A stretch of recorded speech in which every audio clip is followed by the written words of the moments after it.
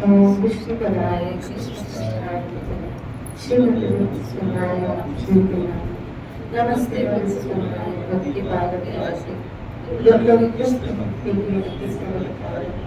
हरे कृष्णा कृष्ण कृष्ण हरे हरे हरे राम राम राम हरे माधुर्य प्रभु ये श्री विश्वनाथ चक्रवर्ती महाराज के द्वारा रचित एक अद्भुत ग्रंथ जो आपकी भक्ति साधना में उन्नति के लिए बहुत सहायक ग्रंथ है।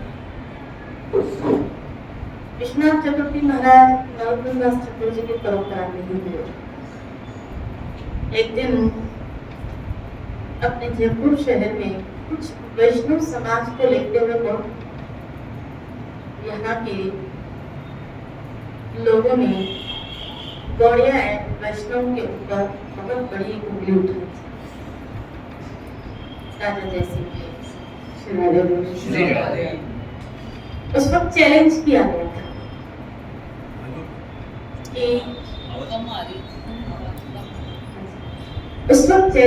गया था कि जो गौड़िया वैष्णव संप्रदाय है वो 4 संप्रदायों में से एक है। ऐसा आया इसमें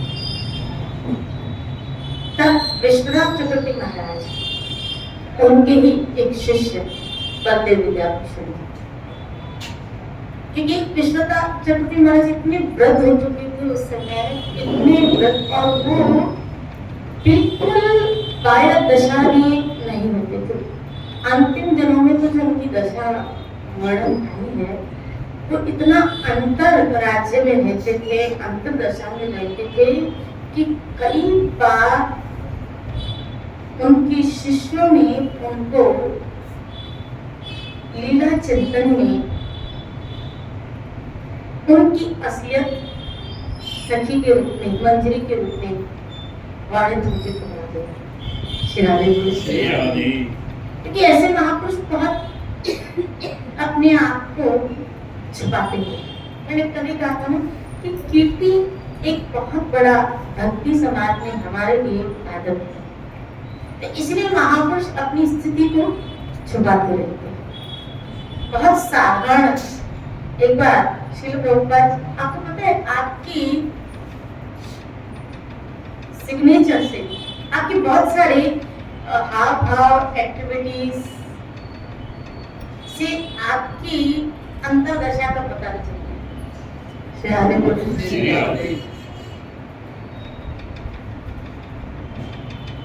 आपकी सिग्नेचर से भी पता चलता है आपका स्वभाव, आपकी साइन से भी पता चलता है आपका स्वभाव। आप कभी श्रील प्रभुपाद जी की सिग्नेचर देखिए किसी?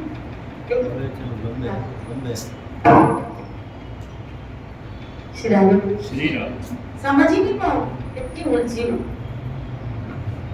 ऐसी बात की सिग्नेचर ऐसी समझ ही नहीं पाओ, ऐसे क्यों? ये संकेत करता है कितने ये जैसे दिख रहे हैं, ये उलझे हुए, यानी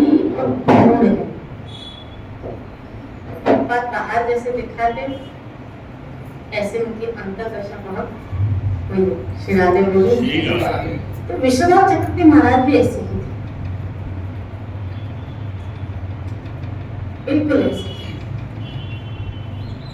एक बार तो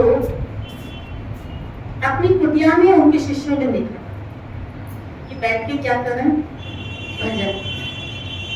और थोड़ी देर में उनको कुटिया में, जैसे आप मानो आपसे पूछा जाए कि बोला अंदर कुटिया में भजन करो, और थोड़ी देर में आप उनको गार्डन में देखो बाथरूम में, तो आपको शौक नहीं होगा कि अभी तो उनको श्री राधे। तो ऐसे एक शिष्य को ऐसे हुआ, देखा आपने गार्डन में, पार्क में देखा, तो उनको लगा कि मैं अभी तो इनको यहाँ भजन करते हुए, तो ये अभी हम विश्वनाथ चक्रवर्ती महाराज ने सोचा कि उसको दिखाना पड़ेगा, नहीं तो कमजोर वो उस शिष्य को अपने मंजरी स्वरूप के दर्शन करें। श्री राधे कि क्या वो मंजरी, क्योंकि वहां विश्वनाथ चक्रवर्ती महाराज अपनी कुटिया में जिस चेतना में थे, तो चेतना में क्या कर रहे थे, ठाकुर जी के लिए फूल चुन रहे थे और वो क्या बना रहे थे, माला पिरो रहे थे। तो इधर उनके शिष्य ने पास में देखा कि मेरे गुरु यहाँ फूल चुन रहे और वहाँ भजन कर रहे। तब वो चेतना में, चिंतन में क्या कर रहे थे, वो फूल तोड़ के भगवान की माला पिरोने की सेवा कर रहे। ऐसी उनकी दिव्य स्थिति बताए श्री राधे बोल। वो विश्वनाथ जिन्होंने संसार दावांग ननीलो प्रणाम करुणा धनाधन प्रापत से कल्याण मनावस्य वंदे गुरु श्री राधे गुरु। और विश्वनाथ चक्रवर्ती महाराज खुद कह रहे हैं कि जो त्रिसंध्या इस तरह इस पदों का 8 अष्टपदियों का गान करता है वो जन्म मृत्यु के चक्र से छूट जाता है, ऐसा उन्होंने लिखा श्री राधे बोल। इसलिए मंगल आरती में हम लोग इनके पदों का गायन करते हैं श्री राधे बोल। तो उन्हीं का द्वारा रचित ये ग्रंथ माधुर्य कदम। तो जब इस तरह जयपुर में जैसे थे तब हुआ, तब उन्होंने अपने शिष्य 2 शिष्यों को भेजा था, जिसमें प्रधान शिष्य बलदेव विद्याभूषण, और उन्होंने यहाँ छुपके छुड़ा दिए थे सबके, क्योंकि अलग अलग संप्रदायों के आचार्य वहां उस वक्त विराजित थे और अकेले विद्याभूषण और अपने गुरु कृपा से जो उन्होंने विद्या हासिल की थी, शिक्षा हासिल की थी,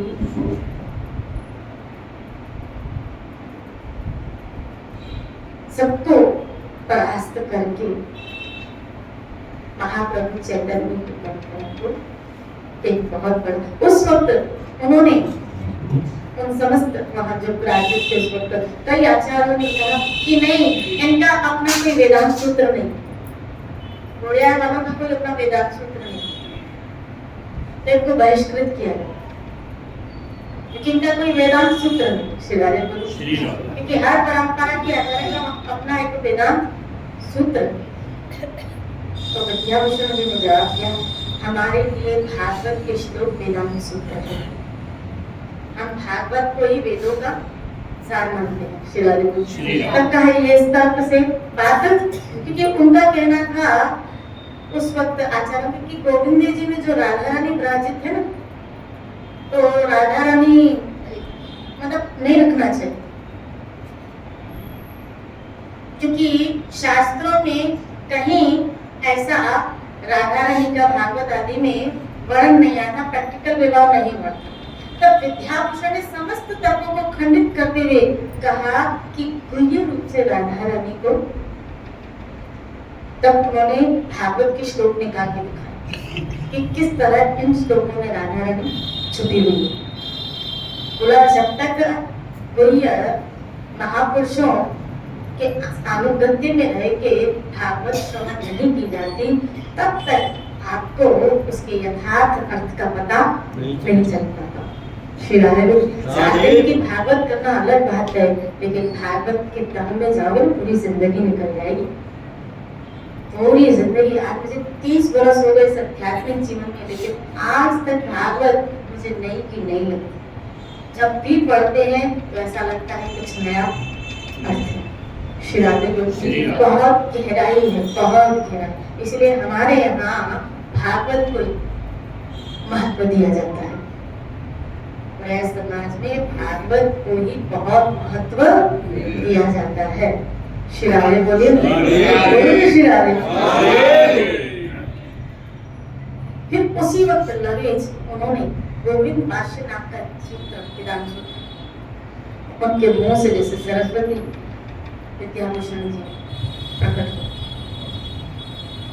आज भी वो है और वो सूत्रों के रूप में उपस्थित है। जब उनकी विद्वत्ता देख के संभाल कि अब उनके पास कोई तर्क बचा ही नहीं, तो सोचो जिनका शिष्य इतना प्रवीण फिर नहीं कर सकता, क्योंकि एक चावल के दाने से पता चल जाता है क्या कि देव कितनी। तो इस तरह इनसे ही पता चला कि विश्वनाथ चक्रवर्ती महाराज की स्थिति क्या श्री राधे श्री राधे उन्होंने अपने कान में एक शास्त्र, हालांकि बहुत सारे यहाँ सूची दी गई है, लेकिन हम जिस शास्त्र की हम चर्चा कर रहे हैं वो है माधुर्य काव्य। गौड़िया वैष्णव रसिक आचार्य परम पूज्य श्री विश्वनाथ चक्रवर्ती महाराज गौड़िया वैष्णव समाज में शुद्ध भक्ति के स्वरूप, उसके आविर्भाव का क्रम, भक्ति का स्वर प्रकाशत्व तथा उनकी लोकातीत महिमा को प्रकाश करने के लिए अत्यंत सहज बोधगम्य भाषा में माधुरी कादम्बरी नाम का एक अनुभव ग्रंथ की रचना की है। श्री रूप अनूप वैष्णव आचार्यों की श्रृंखला में एक वैदिकमान प्रदान ये स्तंभ है। महाप्रभु के परम कृपा पात्र रूप गोस्वामी ने श्री भक्ति रसामृत सिंधु ग्रंथ में भक्ति साधन के प्रारंभ सोपान श्रद्धा से लेकर प्रेम प्राप्त कुछ सोपान का क्रम से वर्णन किया। ये भक्ति रसामृत सिंधु में भी आया, लेकिन इसको बहुत डिटेल एक्सप्लेन किया है तो विश्वनाथ चक्रवर्ती महाराज, इसको विस्तार किया। श्रद्धा से लेकर प्रेम तक की जो सीढ़ी है, जो ऊंचाई है, श्रद्धा से लेकर, क्योंकि जीव चलता पहली सीढ़ी से ही है, श्रद्धा से। आप सब, हम सब श्रद्धा की सीढ़ी से चलते हैं। श्रद्धा की सीढ़ी तक कई लोग खाते, तब ऐसे विश्लेषण चल रहा था कुछ प्रकार से कि श्रद्धा की सीढ़ी तक कई लोग खाली भजन क्रिया तक आते, कई आसक्ति तक, क्योंकि परम सीढ़ी जो ऊंचाई है, जैसे कहते हैं माउंट एवरेस्ट, हिमालय की अगर चोटी, तो इसी तरह आध्यात्मिक जीवन की जो चोटी है वो प्रेम है, प्रेम तत्व है। लेकिन वहां पहुंचता कोई श्रद्धा तक ही रह जाता है। किसी के अनर्थ इतने होते हैं कि भजन पकड़ में ही नहीं आता, कि खाली श्रद्धा तक बात रह जाती है, उनका पूरा जीवन खाली सत्संग सुनने में चला जाता है, भजन तक तो पहुंच ही नहीं पाते। कई लोग भजन तक पहुंच जाते हैं, लेकिन अनर्थ जन्मों के इतने हैं कि अनर्थ को खत्म करते करते ये पूरा जन्म निकल जाता है। तो भजन तक की उनकी सीढ़ी रुकी भी हुई। कुछ लोग इससे आगे बढ़ते हैं, आसक्ति तक जाते हैं, भगवान में आसक्त। कुछ लोग भाव तक भी पहुंच जाते हैं, प्रेम तक तो कभी कहते हैं बहुत से विरला। अच्छा, मुझे बताओ भाव और प्रेम में अंतर क्या? प्रेम से पहले की सीढ़ी भाव है, प्यार है, लेकिन इन दोनों में अंतर क्या? भाव में कभी-कभी अनर्थ भी रहता है, लेकिन प्रेम में कुछ भी नहीं अनर्थ। हाँ, वेरी गुड, बहुत अच्छा। देखो भाव बताओ, भाव तक जीव जब पहुंच, भाव क्या है? अगर भाव को बहुत सहजता से अगर उसको डिफाइन करो तो भाव भी एक आध्यात्मिक इच्छा ही है, एक आध्यात्मिक, बहुत गहरी बात है, ध्यान से सुनना। भाव भी क्या है? आध्यात्मिक इच्छा है, लेकिन लौकिक नहीं। अब देखो दंडकारण्य में जो 108 ऋषि थे, इनकी इच्छा हुई कि प्रभु श्री राम जिस तरह जानकी को प्यार कर रहे हैं, वो आध्यात्मिक इच्छा, भाव। लेकिन वो आध्यात्मिक इच्छा क्या बनी? कारण बनी, क्योंकि आध्यात्मिक इच्छा को भी पूरी करने के लिए आपको इस धरती पे फिर आना पड़ेगा। समझ रहे? आध्यात्मिक भाव को भी पूरा करने के लिए, इच्छा को पूरा करने के लिए आपको इस धरती पे, नहीं तो उन 108 दंडकारण्य ऋषि की मुक्ति, अर्थात अगर प्रेम की सोपान तक पहुंच गए होते तो उसी जन्म में ऊपर, क्या भगवान भाव को गोलोक में पूरा नहीं कर सकते? श्री राधे। इसका मतलब है भाव की दशा में भी जीव गोलोक नहीं पहुंच पाएगा। यानी भाव की दशा में भी है तो आपकी भाव की पूर्ति के लिए अगर मान लो इस जन्म में भाव तक पहुंचे हो तो भी इस धरती पे फिर आपको आना पड़ेगा, क्योंकि भाव की पूर्ति भी इसी धरती को है। श्री राधे बोले। वहां कौन पहुंच पाता है? प्रेमी। उधर पहुंच किसकी है? प्रेमी की। अब प्रेम क्या है? भाव है आध्यात्मिक इच्छा। तो फिर प्रेम क्या है? प्रेम जिसकी कोई इच्छा ही नहीं। आप कहेंगे आध्यात्मिक इच्छा भी नहीं।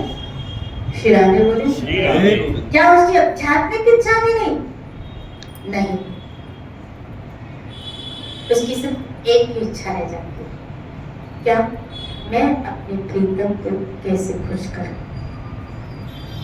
श्री राधे बोले, श्री राधे। मैं अपने प्रियतम को कैसे प्रसन्न करूं, कैसे खुश करूं?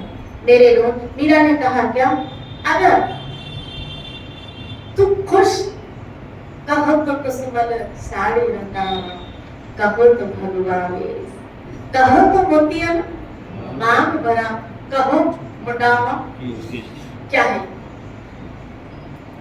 एक बार ठाकुर जी ने मीरा को कहा था कि मेरी इच्छा है तू बहुत दुल्हन की तरह मेरे सामने सज गया, और मीरा वैसे सज गया। श्री राधे बोले, बोलो ना श्री राधे। श्री राधे। यहाँ इसका मतलब है इस जगह पे प्रेम तत्व तक जब जीव पहुंचता है, वहां उसकी आध्यात्मिक खुद की भी इच्छा, लौकिक तो छोड़ो, लौकिक तो छोड़ो, आध्यात्मिक भी नहीं। कितनी ऊंचाई! इसलिए प्रेम तत्व माउंट एवरेस्ट है। श्री राधे बोली, बहुत ऊंचाई है कि जहाँ व्यक्ति की कोई इच्छा नहीं रह जाती, उसको खाली खुश करने की, कैसे उसको प्रसन्न। आप देखो, इन गोपियों का भाव पूरा करने के लिए भी भगवान ने सबको जिन जिन का, हमने गर्भ संहिता में पढ़ा ना कि जिन जिन का भाव था, भगवान ने उनको कहा कि जब मैं कृष्ण रूप में आऊंगा तो मैं तुम लोगों का भाव करूंगा। तो तुम सब गोपी देह धारण करके ब्रज में, नहीं तो उन सब महापुरुषों ने जो सब कुछ त्यागा।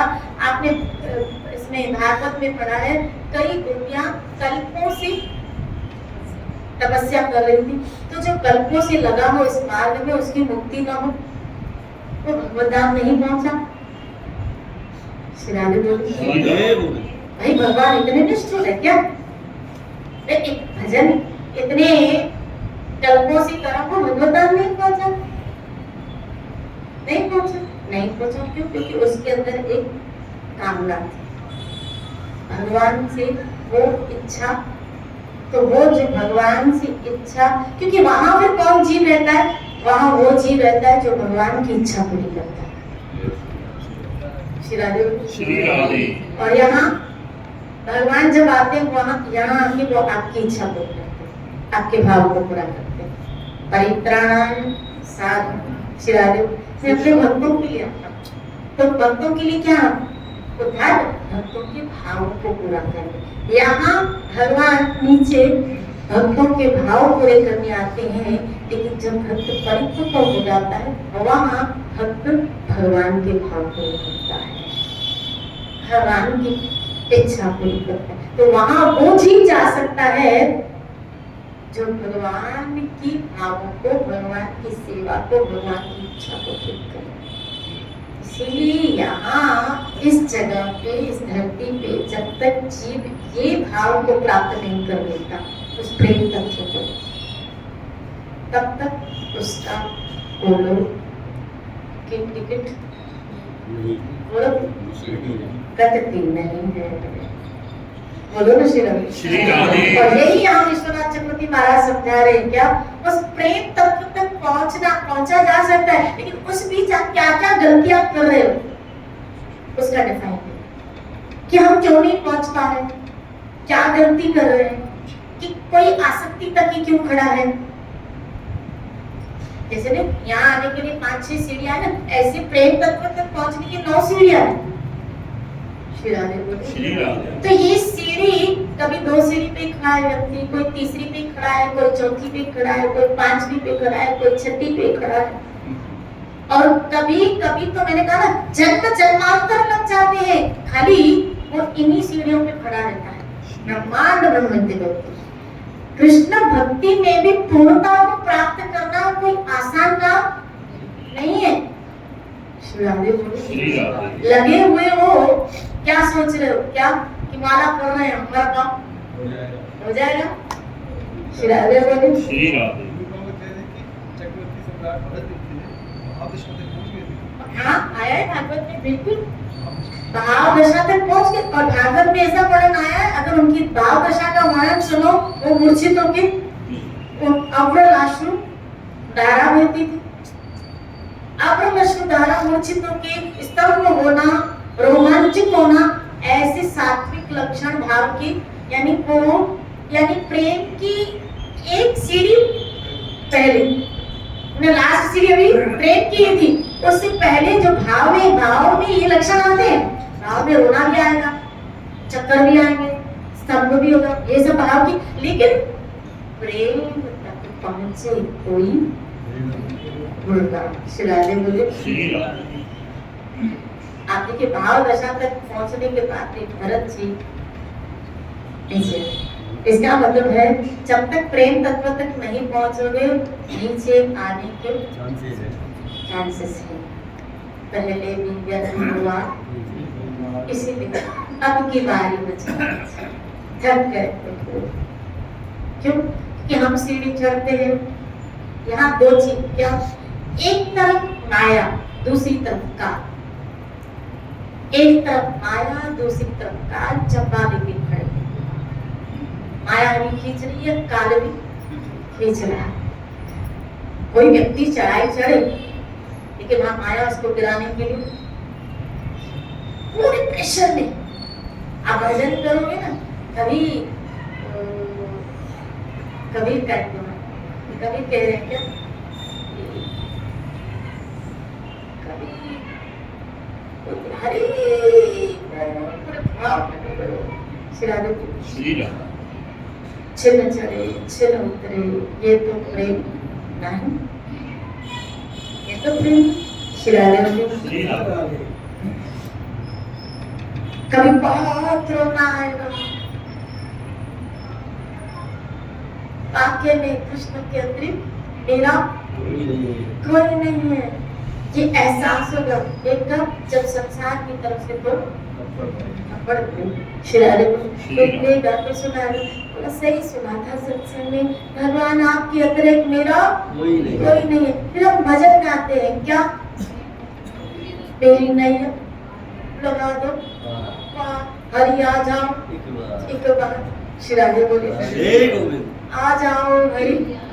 भगवान सोचते मैं जाऊं, वो गरुड़ से, वो वैकुंठ से निकल भी जाते हैं, अभी बुला रहा है, पुकार रहा है तो मैं जाऊं, वो रास्ते में होते हैं, तो कोई पीछे से बोलता क्या हुआ, रो क्यों रही है, नहीं कुछ नहीं, वहां हो जाते भगवान चलो वापस चलो।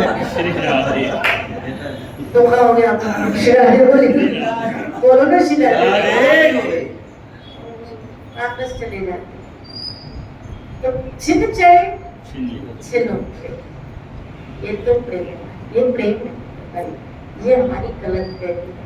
क्योंकि प्रेम एक सतत धारा है, कांस्टेंट, साझा रहता है, सेम रहता है, जहां उसके अंदर अपने प्रियतम को खुश करने के अतिरिक्त और कोई भाव रह ही नहीं जाता कि मुझे और कुछ चाहिए या मुझे और कुछ करना है।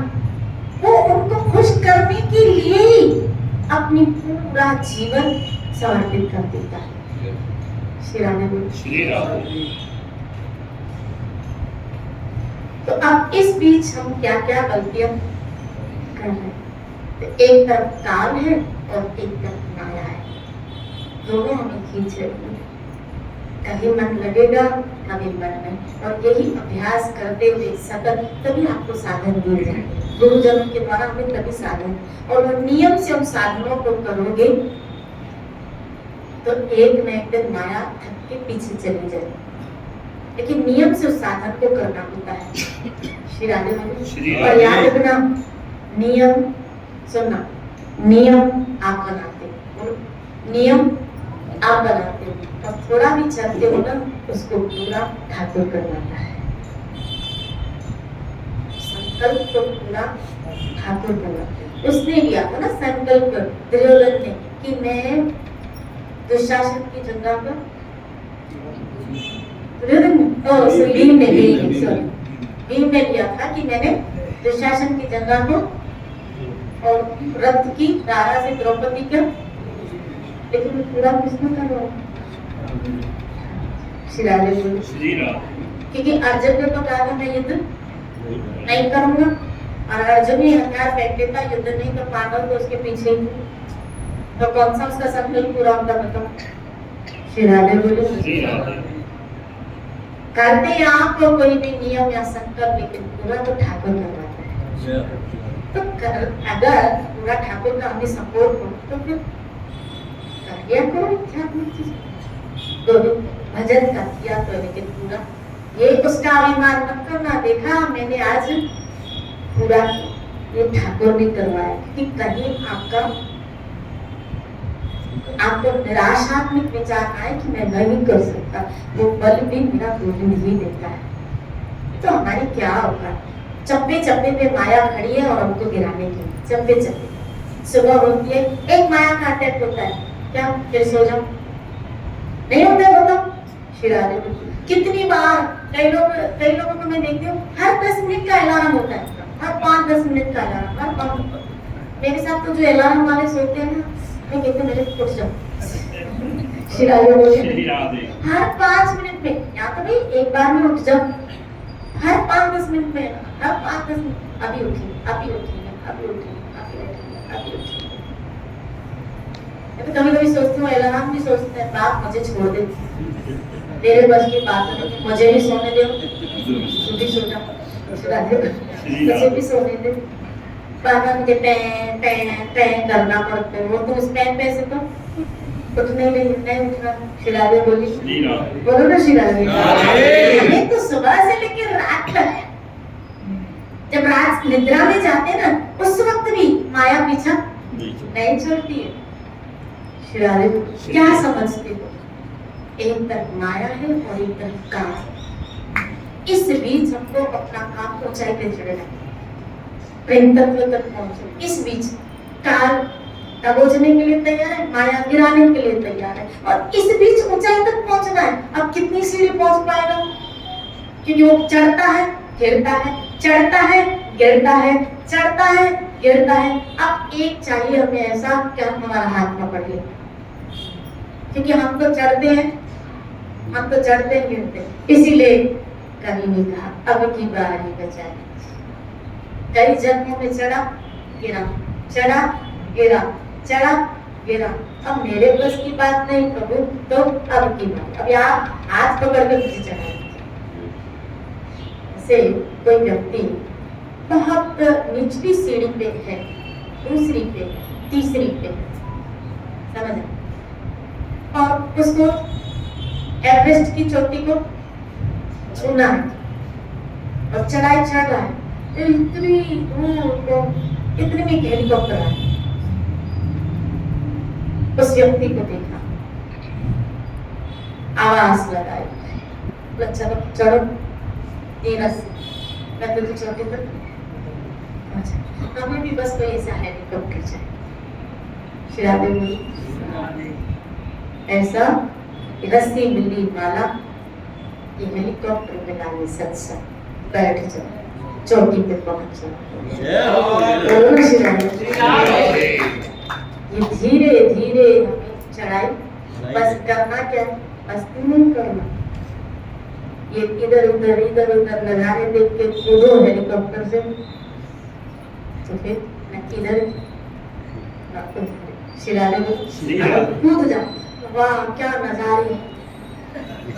शिराले बोले इस नजारे को, शिराले बोले बस इस संसार का जो आकर्षण है बहुत मुश्किल है अपने आप को इससे बचाना, और खास करके देखो आप लोगों की तैयारी निकल गई और आपने संसार का अनुभव कर लिया, लेकिन ये जो जवान बच्चे हैं बहुत मुश्किल है इस आकर्षण से अपने आप को मुक्त करना। बहुत जब 16, 17, 18 वर्ष 19 वर्ष की एज होती है, तो उस एज में अपने आप को, लड़का है लड़की से बचाना, लड़की है लड़कों से बचाना।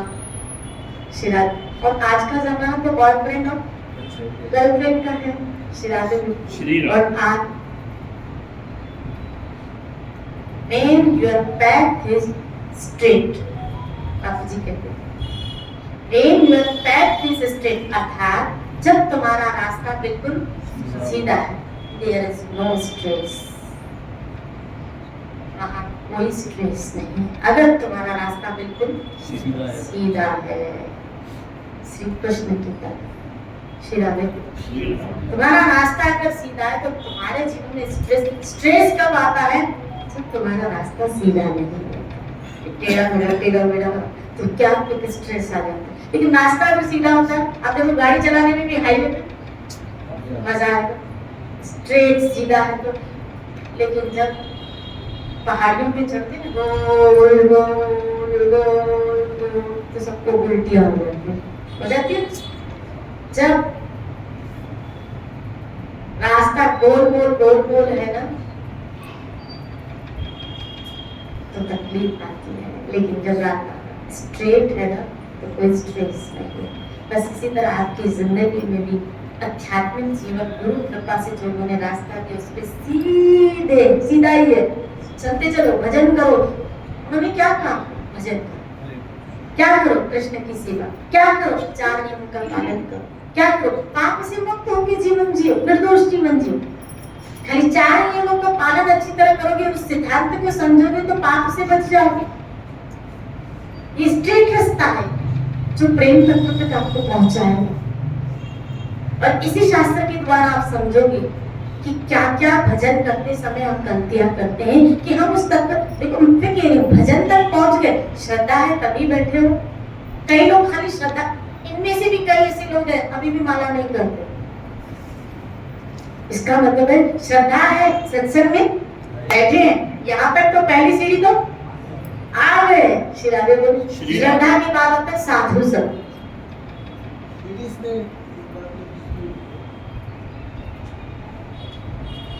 सीधा हम कई बार निकलते जंगल में शुरू करते और कई बार भटक जाते हैं। भटकने का मतलब स्ट्रेस,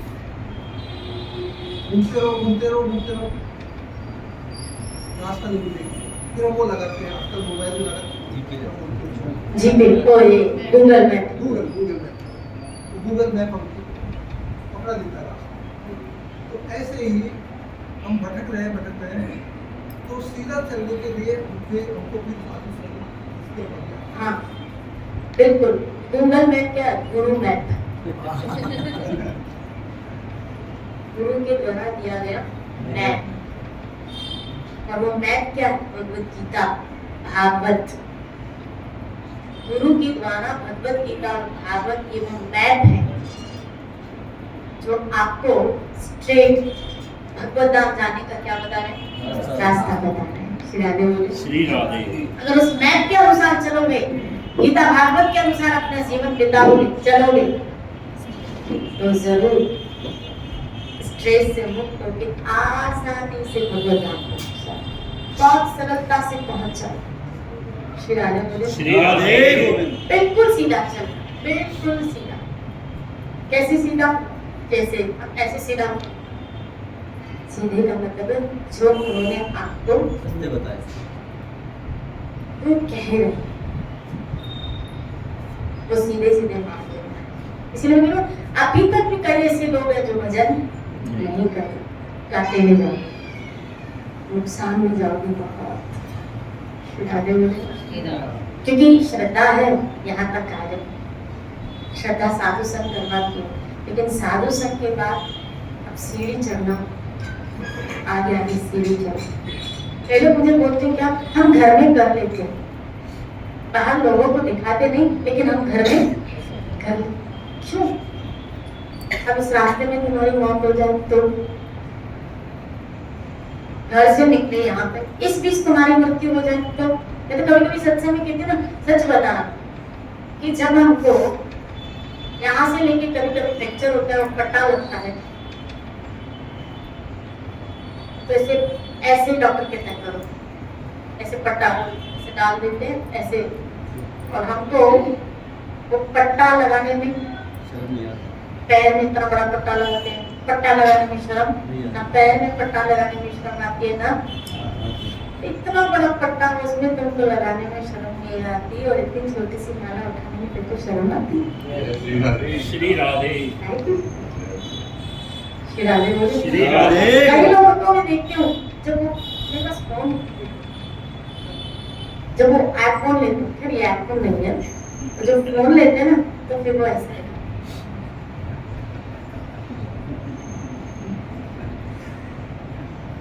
देखा ऑब्जर्व किया है श्री राधे श्री राधे। ऐसे देखा तुम्हें ये टिन का डब्बा है इतना, कभी कभी तो ये बड़ा डब्बा इतना होता है, ये उठाते तुम्हें शर्म नहीं आती। तुम माला उठाते हैं श्री राधे बोले श्री राधे क्यों भगवान नाम लेते हैं? बोला कभी कभी कहते हैं, हम भूल जाते हैं। कैसे भूल जाते हैं? कैसे भूल जाते हैं? खाना खाना भूलते, सोना भूलते, खाना नहीं भूलते हो, सोना नहीं भूलते हो।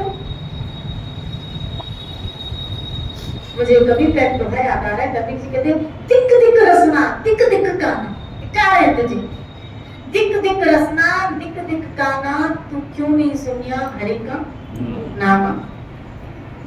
धिकार है तुझे कि तुझे नाम जप करते हुए शर्म आ रही है, तुझे माला उठाते हुए शर्म आ रही है, तुझे प्रभु का नाम लेते हुए सुनने में शर्म आ रही है।